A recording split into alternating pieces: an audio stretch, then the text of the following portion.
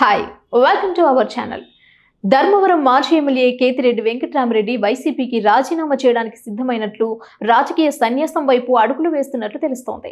ఎమ్మెల్యేగా ఉండగా good morning Dharmavaram అంటూ ప్రజల్లో తిరిగేవారు.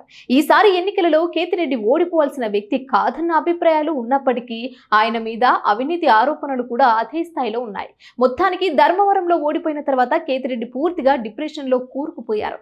చాలా కాలం మనిషి బయటకు కూడా రాలేదు. కొంతకాలం తర్వాత తేరుకొని ఆయన బయటకు వచ్చినప్పటికీ ఆయన వైసీపీకి దూరంగానే ఉంటూ వస్తున్నారు.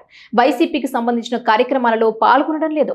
ఒక సందర్భంలో కేతిరెడ్డిని జగన్ తాడేపల్లి ప్యాలెస్ కి పిలిపించినప్పటికీ ఆయన వెళ్ళలేదు. కేతిరెడ్డి తన ఓటమి బాధ నుంచి ఇంకా కోలుకున్నట్లే కనిపిస్తోంది. ఎప్పుడూ క్లీన్ చెవుతో కోరమిస్తంతో కనిపించే ఆయన గడ్డం పెంచుకొని కనిపిస్తున్నారు. కొంతకాలం రాజకీయాల నుంచి దూరంగా ఉండాలని ఆయన భావిస్తున్నట్లు తెలుస్తోంది.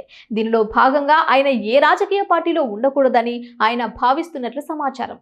సాధారణంగా రాజకీయ నాయకుల దగ్గరికి జనం వెళ్తారు. కానీ తానే జనం దగ్గరికి వెళ్ళినప్పటికీ తనకు నిందలు ఓటమి తప్ప ఏమీ మిగల్లేదని ఆయన బాధపడుతున్నట్లు తెలుస్తోంది.